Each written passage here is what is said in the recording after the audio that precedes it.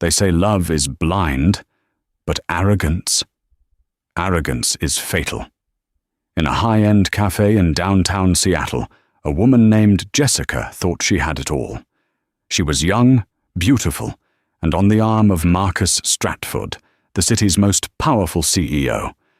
She felt so untouchable that she did the unthinkable. She stood up and slapped Marcus's wife right across the face in public. The cafe went silent.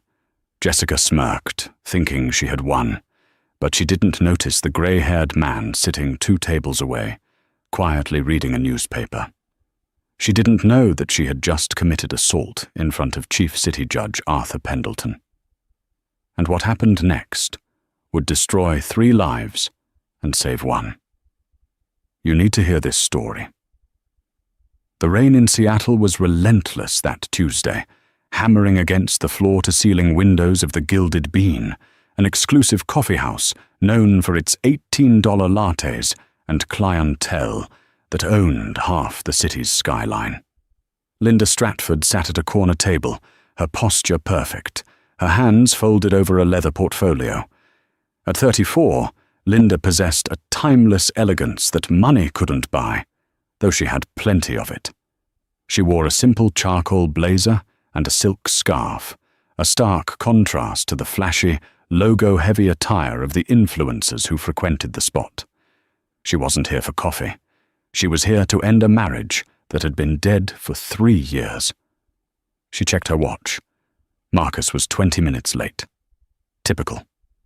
Marcus Stratford, CEO of Stratford Dynamics, used time like a weapon. Making people wait was his way of reminding them who held the power. Linda took a slow sip of her Earl Grey tea, her eyes scanning the room. She saw business deals being struck, affairs being hidden, and laptops displaying stock trends.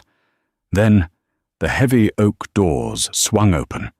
The atmosphere in the cafe shifted. Marcus walked in, bringing a gust of cold wind and expensive cologne with him. He was handsome in that sharp, predatory way. Tall, broad-shouldered, wearing a bespoke Italian suit that cost more than most people's cars. But Linda's stomach didn't drop because of him. It dropped because of who he was holding hands with. Jessica Miller. Linda had seen the photos, of course. The paparazzi made sure of that. Jessica was 22, a former fitness model turned brand ambassador for one of Marcus's subsidiaries. She was undeniably stunning, with platinum blonde hair, porcelain skin, and a figure that she flaunted in a tight red bodycon dress that was entirely inappropriate for a rainy Tuesday afternoon. Marcus spotted Linda and didn't even flinch. He guided Jessica toward the table, his hand resting possessively on her lower back. "You're late, Marcus," Linda said, her voice steady, ignoring the woman clinging to him. "Traffic was a nightmare," Marcus said dismissively, pulling out a chair. He didn't sit in it, though. He held it out for Jessica. Jessica sat down with a flourish, dropping her designer bag onto the table, right on top of Linda's portfolio. "Hi, Linda," Jessica said, her voice dripping with faux sweetness. "Marcus said you wouldn't mind if I tagged along. We have a dinner reservation right after this, so it just made sense." Linda looked at the handbag on her documents, then up at her husband. "I asked to meet you to discuss the settlement, Marcus." Privately. Marcus sat down, signaling a waiter without making eye contact. "Jess knows everything, Linda. We don't have secrets. Besides, I figure having her here will speed this up. You see what you're losing, so maybe you'll stop fighting for shares you don't deserve." The waiter arrived, looking nervous. "Can I get you started?" "Double espresso," Marcus barked, "and a skinny vanilla latte for the lady." "Actually," Jessica interrupted, looking at Linda with a smirk, "make it a celebratory champagne. 2 glasses. We have good news, don't we, babe?" Linda felt a cold chill run down her spine. She looked at Marcus. "What is she talking about?" Marcus loosened his tie, looking bored. Just say it, Jess. I'm pregnant, Jessica announced, loud enough for the neighboring tables to hear. She rubbed her flat stomach theatrically. It's a boy. A heir. The word hung in the air like toxic smoke. Heir. It was a direct attack. Linda and Marcus had tried for years to have children, resulting in 3 heartbreaking miscarriages. Marcus had called her broken after the last one. Congratulations, Linda said, her voice barely a whisper. She refused to cry. Not here. Not in front of her. So you see, Marcus leaned forward, his eyes cold. I need this divorce finalized yesterday. I need to marry Jess before the baby comes. The press loves a legitimate family. So, sign the papers, Linda. The original offer. The house in the Hamptons and a monthly stipend. Give up your claim to the Stratford Dynamics shares. Linda slowly moved Jessica's bag off her portfolio. She opened the folder. I can't do that, Marcus. My father founded that company. Those shares are my birthright. I'm willing to give you the house, the cars, the accounts, but I keep the board seat and my 40% stake. Jessica laughed. It was a harsh, sharp sound. Oh, honey, you really don't get it, do you? You're the past. I'm the future. Marcus built that company into what it is. You just sat at home arranging flowers. I was the CFO for 6 years, Jessica, Linda corrected calmly. I secured the financing that saved the company from bankruptcy in 2019. Boring, Jessica rolled her eyes, checking her nails. Marcus, make her sign it. I'm tired of looking at her old clothes. Does she even own a mirror? You look like a librarian. Sign it, Linda, Marcus growled. Don't make me destroy you in court. I have lawyers who will make your life a living hell. I'll paint you as unstable. I'll use your therapy records against you. I'll leave you with nothing. Linda took a deep breath. She looked around the cafe. A few people were watching, sensing the tension. In the corner, an older man with white hair and thick-rimmed glasses lowered his newspaper slightly, watching them with intense, dark eyes. No, Linda said firmly. That was the moment the heir left the room. Excuse me, Jessica snapped, her smile vanishing. I said no, Linda repeated, her voice gaining strength. I am filing for divorce on the grounds of adultery, and I am petitioning for a full audit of the company finances. I know about the offshore accounts in the Caymans, Marcus. I know about Project Hades. Marcus's face went pale. The arrogance drained out of him instantly. You don't know what you're talking about. I do. And I have the documents to prove it. Linda tapped the leather portfolio. Jessica didn't understand the financial implications, but she understood one thing. Linda was winning. Linda was looking down on her. And Jessica, who had spent her whole life fighting to climb the social ladder, snapped.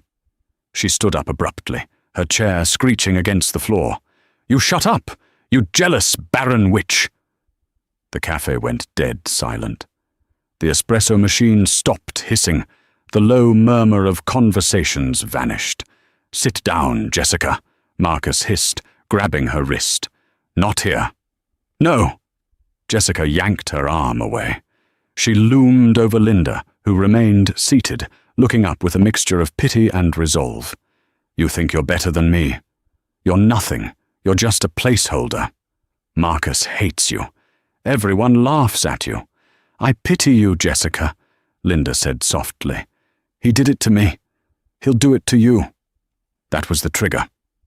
In a blind rage, Jessica swung her arm back. It happened in slow motion for everyone watching, but too fast to stop. Her open palm connected with Linda's cheek with a sickeningly loud crack. The force of the blow knocked Linda's head to the side. Her teacup rattled in its saucer. A collective gasp swept through the room. Linda sat frozen, her hand slowly coming up to touch her stinging cheek. The imprint of Jessica's hand was already turning red against her pale skin. Jessica stood there, chest heaving, her eyes wild. For a second, she looked triumphant. She looked at Marcus, expecting him to defend her, but Marcus looked horrified, not because he cared about Linda's pain, but because he saw the cell phones coming out. "Oh my God," a woman at the next table whispered, holding up her iPhone. "She just slapped her." You hit me," Linda said, her voice trembling, not with fear, but with shock. "And I'll do it again if you don't sign those papers," Jessica screamed, grabbing a glass of water from the table and splashing it into Linda's face. The ice water soaked Linda's silk scarf and blouse. "That is enough!" The voice boomed through the cafe like a thunderclap. It didn't come from the manager. It didn't come from Marcus. It came from the corner table. The older man with the white hair stood up. He wasn't particularly tall, and he wore a modest tweed jacket, but he carried an aura of authority that made the air feel heavy. He folded his newspaper neatly, the Financial Times, and placed it on the table. Marcus looked over, annoyed. "Mind your own business, old man. This is a family matter." The man didn't blink. He walked slowly toward their table, his cane tapping rhythmically against the floor. Tap, tap, tap. "Assault and battery," the man said, his voice gravelly and calm, followed by a second count of battery with the water. "In the state of Washington, that is a gross misdemeanor, punishable by up to 364 days in jail and a $5,000 fine." Jessica laughed, a nervous, high-pitched sound. "Who do you think you are? Security? Go back to your crossword puzzle, Grandpa." Marcus stood up, trying to use his height to intimidate the stranger.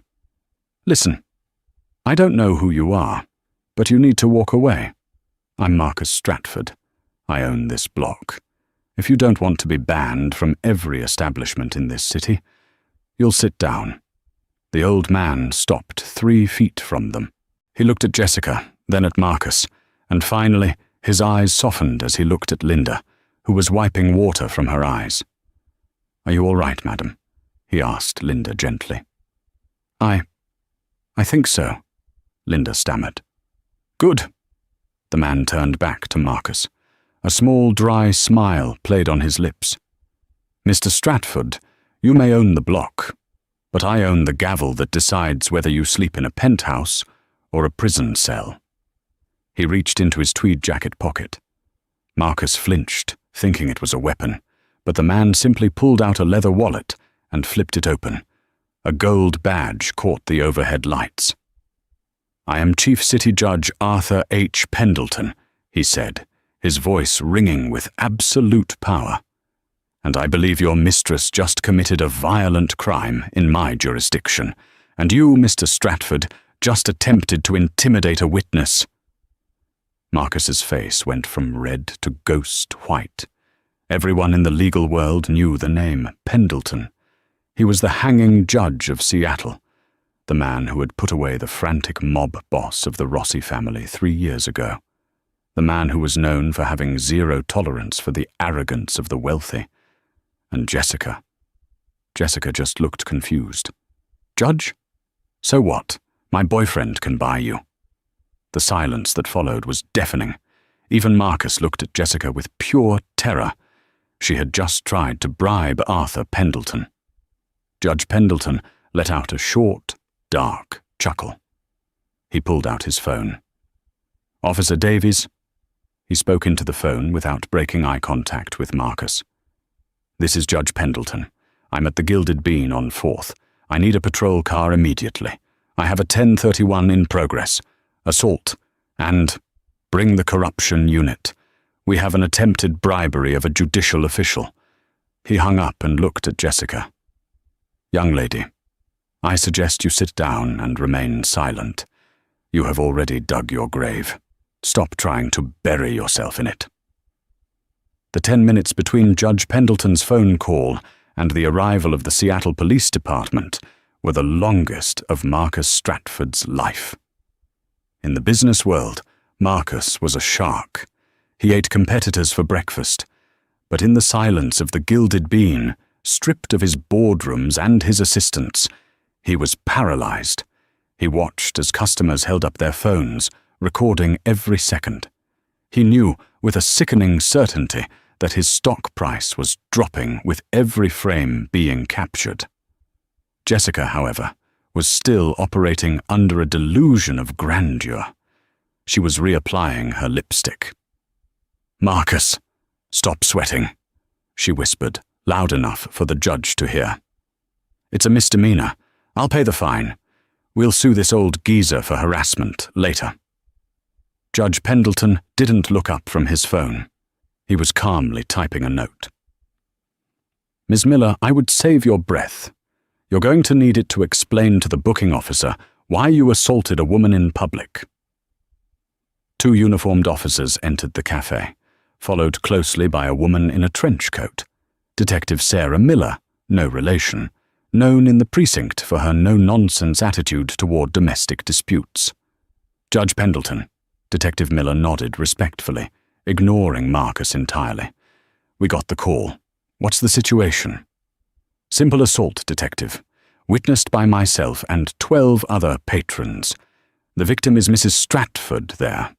Pendleton pointed his cane at Linda. "The aggressor is that woman in the red dress. She also attempted to bribe a judicial officer." Detective Miller turned to Jessica. Her face was stone cold. "Ma'am, please stand up and place your hands behind your back." Jessica laughed, expecting Marcus to intervene. She looked at him. "Babe, tell them." Marcus stared at the floor.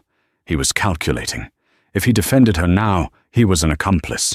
If he stayed silent, he was a coward. But cowards survived.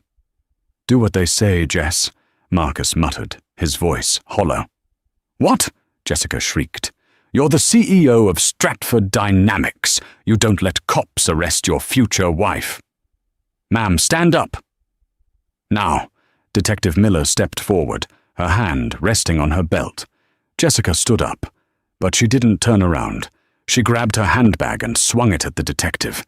It was a weak, flailing motion, but it was enough. "Resisting arrest." The second officer moved in. They spun Jessica around. The sound of the handcuffs ratchet-locking, click, click, click, was the definitive end of her high society fantasy. "Ow! You're hurting me! I'm pregnant!" Jessica screamed, thrashing as they marched her toward the door. "Marcus, do something! Marcus!" Marcus didn't move. He didn't look up. He let the mother of his unborn child be dragged out into the rainy Seattle streets, screaming his name, while the cameras flashed. Once the door closed, silence returned to the cafe. Linda stood up, still shivering from the ice water. She picked up her wet portfolio. She looked at her husband, a man she had once loved, a man she had built an empire with. "You didn't even try to stop them," Linda said, her voice filled with a strange mixture of disgust and clarity. She was out of control," Marcus stammered, finally looking up. His eyes were wild. "Linda, you have to tell the judge to drop this. Think of the company. Think of the share price. If this goes to trial—" "Mr. Stratford," Judge Pendleton interrupted, standing up and buttoning his tweed jacket. "The state is pressing charges. It is not up to your wife anymore. And if you attempt to contact her to coerce a withdrawal of testimony, I will have you arrested for obstruction of justice before you can finish your espresso." The judge turned to Linda and offered her a handkerchief from his pocket. It was monogrammed with AHP. "My driver is outside, Mrs. Stratford," the judge said kindly. "May I offer you a lift? I believe you have a statement to give at the precinct, and I wouldn't want you to have to wait in the rain." Linda took the handkerchief. She looked at Marcus one last time. He looked small, defeated. "Thank you, Judge," she said. She walked out of the cafe on the arm of the most powerful man in the city's legal system, leaving Marcus alone with 2 cold coffees and a ruined reputation. King County Jail is not a place for silk dresses. Jessica sat on a metal bench in the holding cell, the smell of bleach and unwashed bodies filling her nose. Her red dress was stained, her hair was a mess, and her mascara had run down her cheeks. She had been stripped of her jewelry, her phone, and her dignity. She kept waiting for the door to open. She kept waiting for Marcus's high-priced lawyers, Vanderbilt and Associates, to stride in with a bail check and a cappuccino. But 3 hours passed, then 5. Across town, in the penthouse office of Stratford Dynamics, the scene was chaotic. Marcus was pacing the length of his office, throwing a glass of scotch against the wall. Shattered glass littered the Persian rug. "How bad is it?" he yelled at his PR manager, a young man named David who looked like he wanted to be anywhere else. It's viral, sir," David said, hesitatingly connecting his tablet to the large wall screen. "Someone live-streamed it on TikTok. It has 4 million views in 3 hours. The hashtag #WhoDrawStratfordSlap is trending #1 globally." On the screen, Marcus watched the video. He saw himself sitting there, passive, while Jessica slapped Linda. He saw the judge stand up. He saw the fear in his own eyes. The comments were brutal. "Turn it off!" Marcus roared. The door to his office opened. Silas Thorne walked in. Silas was not a nice man. He was the kind of lawyer you hired when you were guilty. He charged $1,500 an hour and had no soul. "Silas, get her out," Marcus pleaded. "Get Jessica out. She's pregnant. If she miscarries in there, the press will eat me alive." Silas sat down calmly and opened his briefcase. "Marcus, sit down." "I don't want to sit down. I want my image fixed." "Your image is dead, Marcus," Silas said coldly. "The only thing we can save now is your money and your freedom.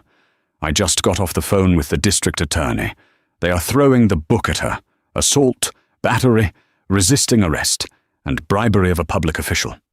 Judge Pendleton has fast-tracked the arraignment for tomorrow morning." "So? Pay the bail?" "No," Silas said. Marcus froze. "What?" "If you bail her out, you align yourself with her," Silas explained, his voice smooth and reptilian. "The narrative right now is that you are a weak husband, controlled by a crazy mistress. If you help her, you confirm that. But if we spin this..." Silas leaned forward. "If we say that you were also a victim, that she was abusive, that she coerced you, then you become sympathetic. You distance yourself from the crazy woman who slapped the beloved founder's daughter." Marcus blinked. It was ruthless. It was evil. Jessica was carrying his child. She had done exactly what he wanted her to do, intimidate Linda, until it went wrong. "But the baby," Marcus whispered. "We can deal with custody later," Silas shrugged her. "Right now you have to choose. Do you want to save your mistress, or do you want to save your CEO position? Because the board is meeting in emergency session tomorrow at noon. If you are linked to her, they will fire you." Marcus looked out the window at the rainy city. He thought about his power. He thought about his money. "She's on her own," Marcus said softly. The Seattle Municipal Court, Department 3, was packed. Reporters lined the benches. Sketch artists were sharpening their pencils, and the gallery was full of curious onlookers. Linda sat in the front row, wearing a modest navy dress. Her cheek was slightly bruised, a visual reminder of the violence. Next to her sat a victim's advocate provided by the state. When the bailiff announced, "All rise," the room stood. Judge Arthur Pendleton walked in, but he wasn't presiding. Since he was a witness, he had recused himself. The presiding judge was the Honorable Sarah Chen, a woman known for being fair but stern. "Case number 49204, the City of Seattle versus Jessica Miller," the clerk announced. The side door opened. Jessica was led in. She was wearing an orange jumpsuit. It hung loosely on her frame. She looked around the room frantically, her eyes scanning the crowd until they landed on Marcus. Marcus was sitting 3 rows back, wearing dark sunglasses inside the courtroom. Jessica's face lit up with relief. She smiled at him, a desperate, pleading smile. She thought he was there to save her. "Miss Miller, you are charged with assault in the 4th degree, battery and attempted bribery." Judge Chen read the docket. "How do you plead?" Jessica looked at the empty table next to her. "Where is my lawyer? Marcus, where is Silas?" Marcus stared straight ahead. He didn't move. A young man in an ill-fitting suit stood up from the defense table. "Your Honor, I am Greg Finkel from the Public Defender's Office. I have been assigned to represent Miss Miller." Jessica recoiled as if she had been slapped. "Public Defender? No.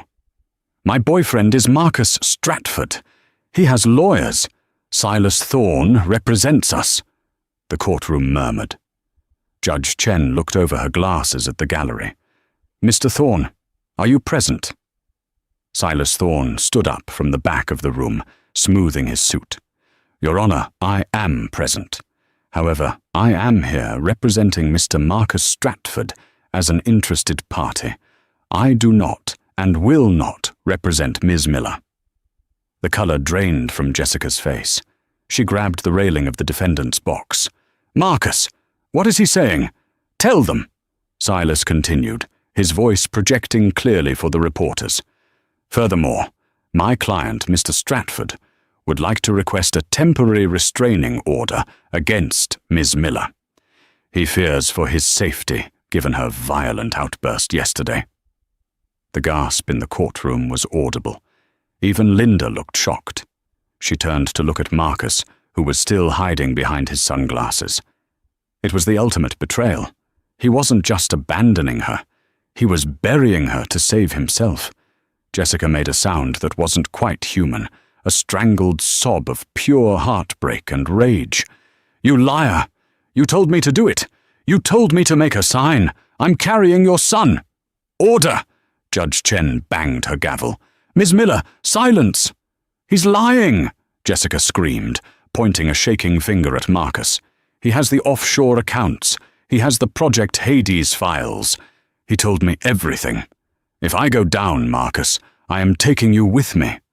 Suddenly, the atmosphere in the room shifted from a domestic drama to something far more serious. Linda sat up straighter. Project Hades. Jessica had mentioned it in the cafe, but saying it on the record in open court changed everything. Judge Chen narrowed her eyes. She looked at the prosecutor. Bail is set at $500,000. Defendant is considered a flight risk. Remand to custody. "No! Marcus!" Jessica screamed as the bailiffs grabbed her arms. She was dragged out, kicking and screaming, her eyes locked on the man who had promised her the world and given her a prison cell. As the doors closed on Jessica, Marcus stood up to leave, thinking he had successfully severed the tie. He turned to exit the courtroom, surrounded by his security. But the path was blocked. Standing in the aisle, leaning on his cane, was Judge Pendleton, the witness. Next to him was a tall, severe-looking man in a grey suit. "Going somewhere, Mr. Stratford?" Pendleton asked pleasantly. "Out of my way, Arthur," Marcus growled. "I'm afraid I can't do that." Pendleton smiled. He gestured to the man beside him. "Marcus, I'd like you to meet Special Agent Davison from the FBI's Financial Crimes Division." Agent Davison stepped forward, holding a folded piece of paper. "Marcus Stratford, you are under arrest for securities fraud, embezzlement, and money laundering. Ms. Miller's outburst in the cafe gave us probable cause to seize her phone. And unlike you, she didn't delete her text history. We have the Project Hades documents." Marcus's sunglasses fell off his face. The press photographers who thought the show was over suddenly started flashing their cameras again. The blinding lights captured the exact moment the CEO realized his wife had won. 6 months later, the federal courthouse in Seattle looked more like a movie premiere than a legal proceeding. Vans with satellite dishes lined the streets. Project Hades had become the biggest financial scandal of the decade. Inside, Marcus Stratford sat at the defendant's table. He looked 10 years older. His hair was thinning, and the bespoke Italian suits had been replaced by a modest department store blazer, a suggestion by his legal team to make him look humble. It wasn't working. The prosecutor, a sharp-witted woman named AUSA Reynolds, stood up. The prosecution calls its star witness to the stand, Ms. Jessica Miller. The doors opened. The gallery craned their necks. Jessica walked in. She was visibly pregnant now, waddling slightly in a grey maternity dress. She wore no makeup. Her hair was tied back in a messy bun. She looked tired, defeated, but her eyes held a burning, cold hatred as she walked past Marcus. She didn't look at him. She looked through him. She took the stand. "Ms. Miller," Reynolds began, "can you tell the court your relationship to the defendant?" "I was his mistress," Jessica said, her voice flat. "And he is the father of my unborn child." "And can you explain what Project Hades was?" Jessica took a deep breath. She looked at the jury. Marcus always hated that he didn't really own Stratford Dynamics. Linda, his wife, owned the controlling interest because her father founded it. Marcus was just an employee with a fancy title. He hated that she had the power. Marcus's lawyer jumped up. "Objection! Hearsay!" "Overruled," the judge said. "Continue." "Project Hades was a plan to bankrupt the company intentionally," Jessica explained. "Marcus set up 3 shell companies in the Cayman Islands. He was transferring the company's most valuable patents, the AI drone technology and the medical imaging software, to these shell companies for pennies. He was selling billion-dollar assets for 100 to companies he secretly owned." The jury gasped. "Why?" Reynolds asked. "Because he wanted the stock price of Stratford Dynamics to crash to 0, Jessica said, a tear sliding down her cheek. "He wanted to make Linda's shares worthless. He wanted to destroy her inheritance. Once the company was bankrupt, he planned to buy the assets back with his new company and become a billionaire on his own, leaving Linda with nothing but debt.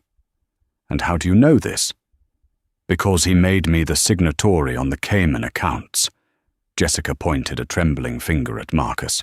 "He told me it was a tax loophole for our retirement fund. He used me. He put my name on the crimes, so if he got caught, I would take the fall." Reynolds walked over to the evidence table and picked up a blown-up printout of a text message. "Ms. Miller, please read this text message sent from the defendant's phone to yours on the night of the incident at the cafe." Jessica squinted at the screen. Her voice shook as she read it aloud. "Keep stalling her. Once she signs the divorce papers, trigger the sell-off. By Monday morning, she'll be the queen of nothing. And if she doesn't sign, we make her look crazy. Destroy her." Silence filled the courtroom. It was the smoking gun. It wasn't just fraud. It was a malicious, calculated conspiracy to ruin a woman's life. Marcus put his head in his hands. He knew it was over.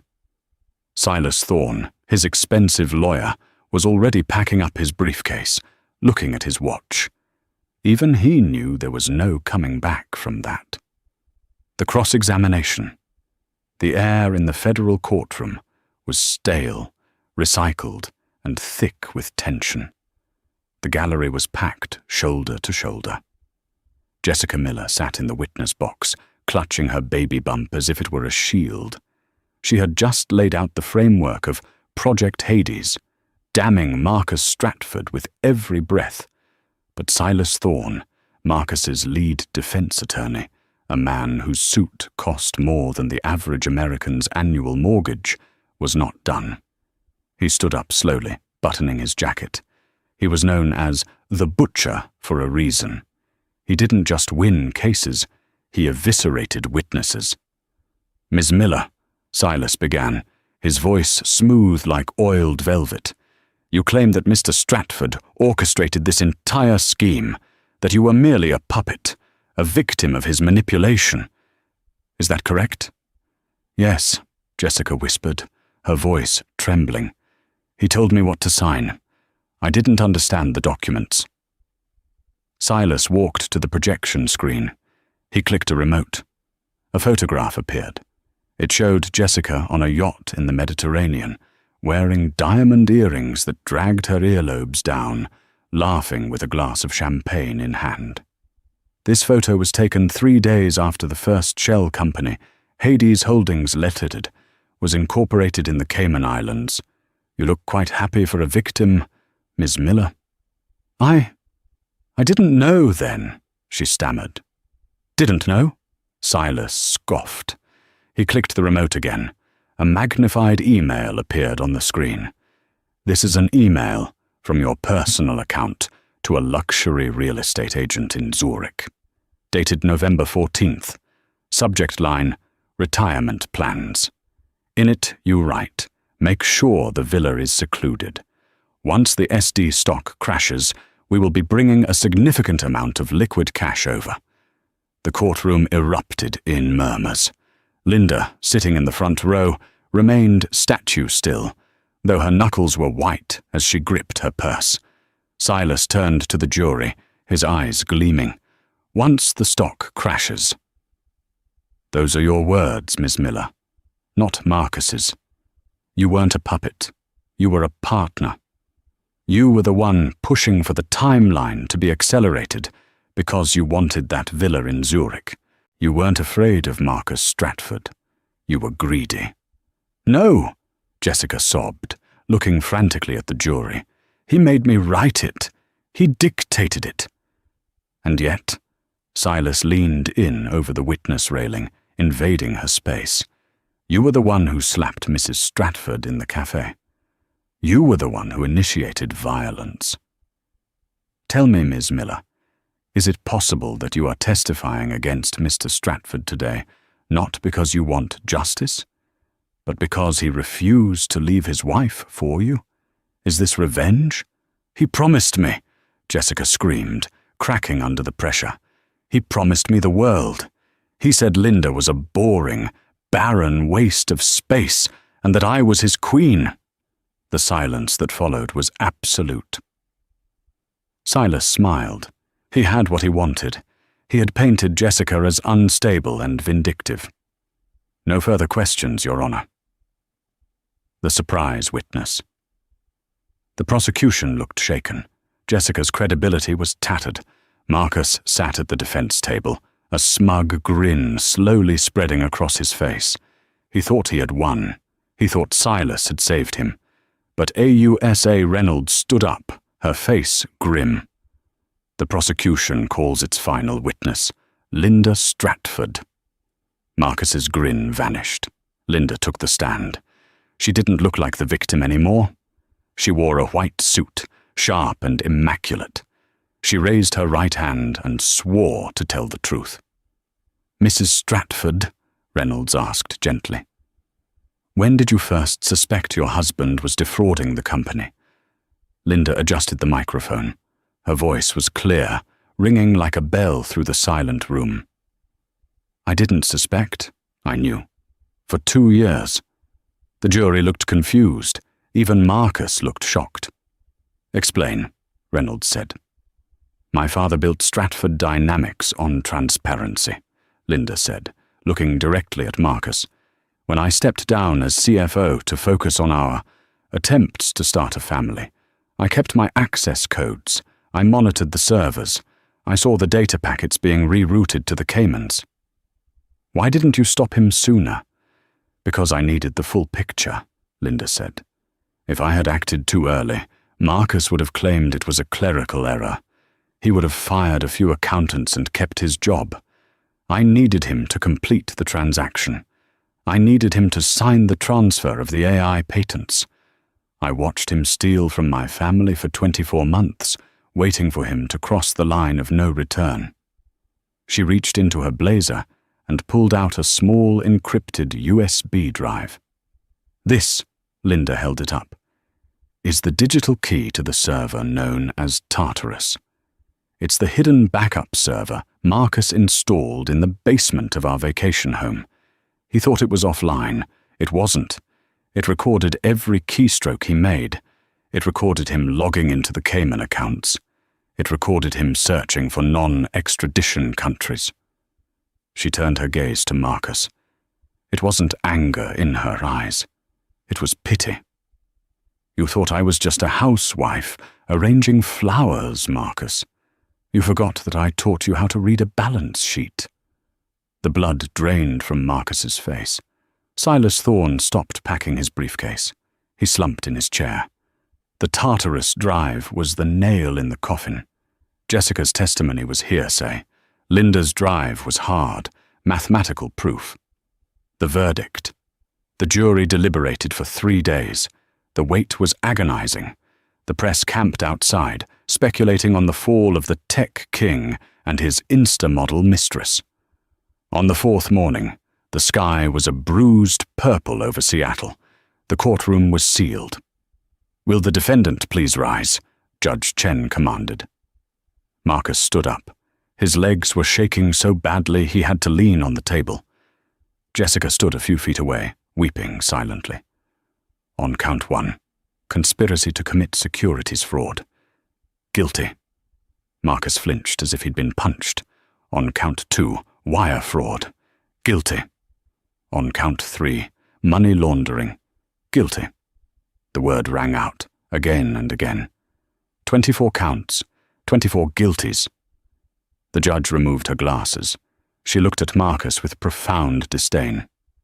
"Mr. Stratford," she said, her voice echoing, "you were given a life most people only dream of.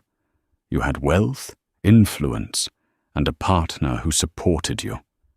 Instead of gratitude, you chose greed. You chose to dismantle a legacy you didn't build purely to satisfy your own ego.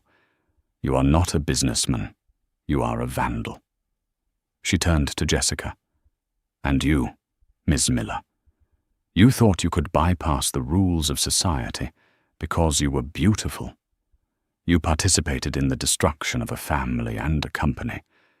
Your pregnancy is the only reason you are not going to a maximum security facility."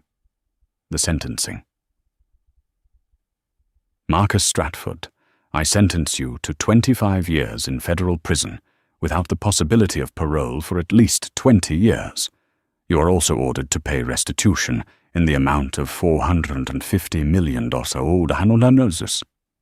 Jessica Miller, I sentence you to 4 years in federal prison.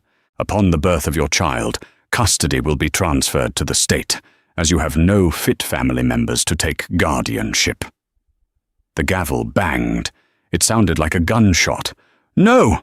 Jessica screamed, collapsing into the arms of the bailiffs. "My baby! You can't take my baby! Marcus, do something!" Marcus didn't move. The marshals grabbed his arms. He looked back at Linda one last time. He opened his mouth to speak, perhaps to beg, perhaps to apologize. But Linda simply stood up, turned her back, and walked out of the courtroom. She didn't look back. The door closed, shutting out his screams. The boardroom purge. 2 weeks later, the rain was lashing against the windows of the Stratford Dynamics skyscraper. But inside, the atmosphere was electric. Linda walked into the boardroom. The room was full of men, the old guard. These were the board members who had looked the other way, while Marcus raided the coffers, the ones who had laughed at Linda's quaint ideas in the past. They all stood up as she entered, but their smiles were nervous. "Sit," Linda commanded. She didn't sit. She paced the length of the table. "Gentlemen," she began, "for 3 years you watched my husband bleed this company dry. You took your bonuses. You enjoyed your company retreats. You thought that as long as the stock price held, nothing mattered. Now, Linda, a balding man named Mr. Henderson stammered. We didn't know the extent. You didn't look. Linda slammed a file onto the table. Negligence is the same as complicity. I have reviewed the bylaws of this corporation. As the majority shareholder, holding the reclaimed 51% stake, I am exercising my right to restructure. She pointed to the door. Mr. Henderson, Mr. Blackwood, Mr. Vance, you are fired, effective immediately. Security is waiting to escort you out. Your severance packages have been denied due to gross breach of fiduciary duty. You can't do this, Henderson sputtered, his face turning purple. We built this place. My father built this place, Linda said, her voice like ice. You just infested it. Get out. They left, grumbling and defeated. The remaining board members, younger, more innovative and terrified, looked at Linda with newfound respect. Now, Linda sat at the head of the table. Let's get to work. We have a reputation to rebuild. I want a full rebrand, and I want Project Hades reversed. The drone technology stays here. It will be used for search and rescue, not sold off for parts. The secret nursery. 6 months passed. The scandal faded from the headlines, replaced by the news of Stratford Dynamics' miraculous turnaround under its new female CEO. But Linda had a secret. Every month, on the 3rd Tuesday, she drove her modest sedan to a quiet suburb outside of Seattle. She pulled up to a large, warm house with a sign out front, St. Jude's Home for Children.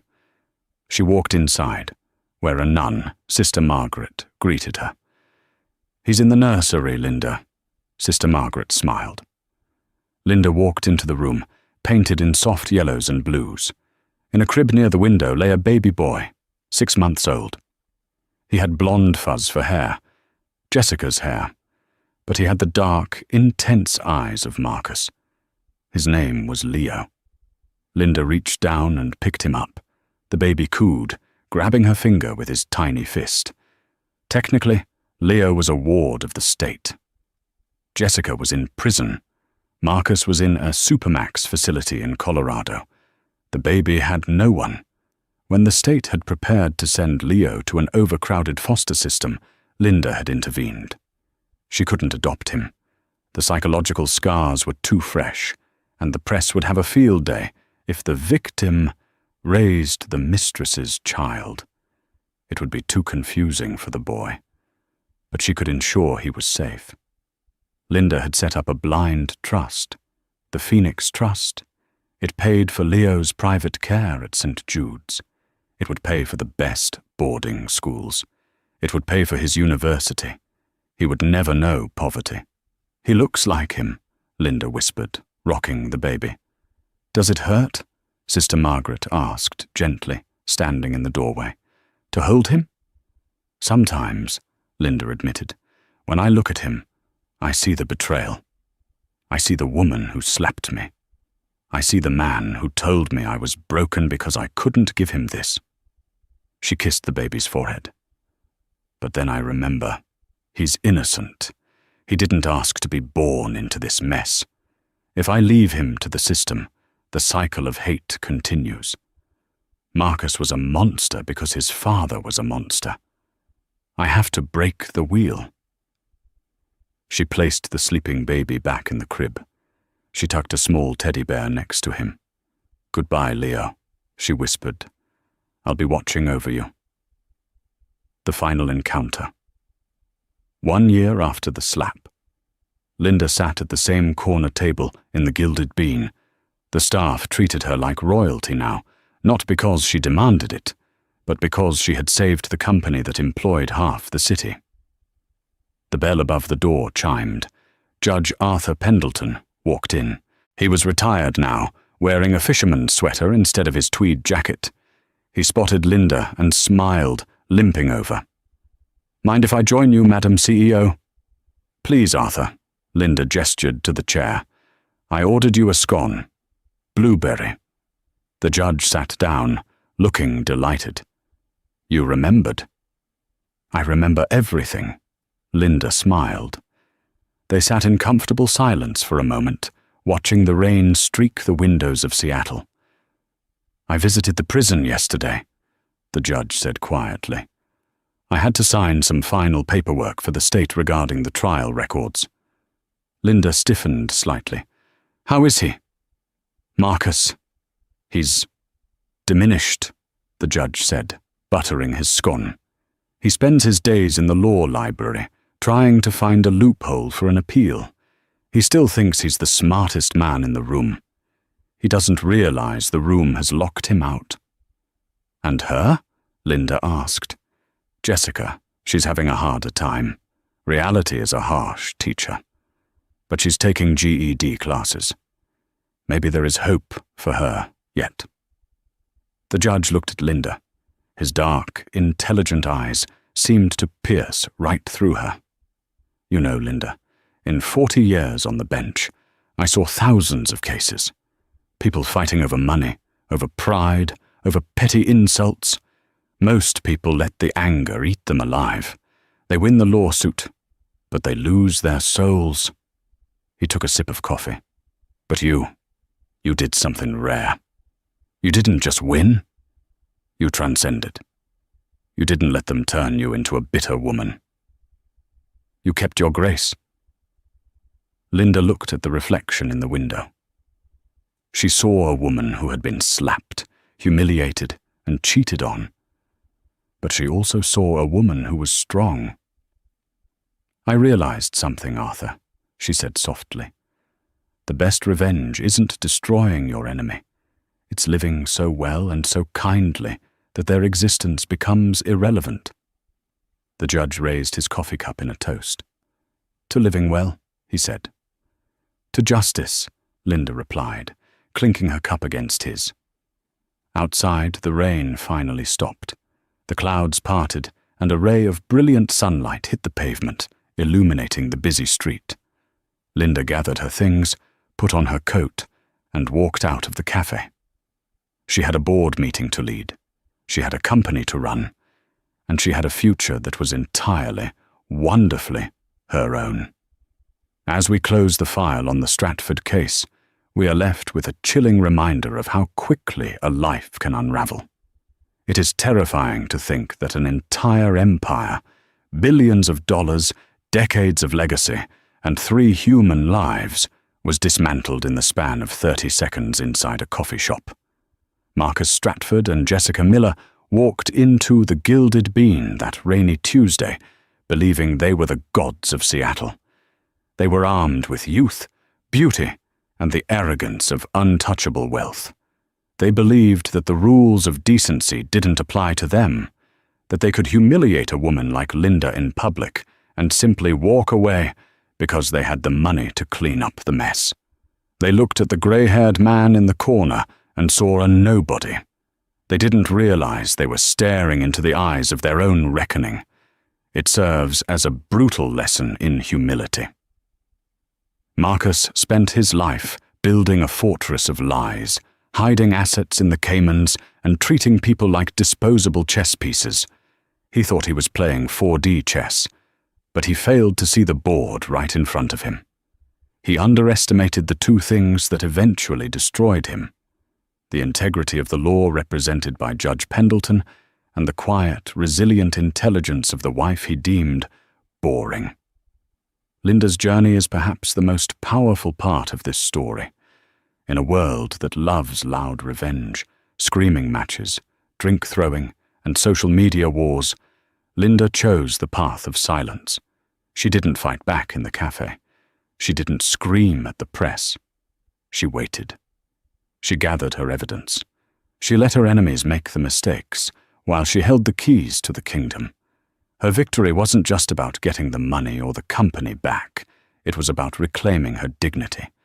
And her final act, the creation of the trust fund for baby Leo, proves that she is truly a leader.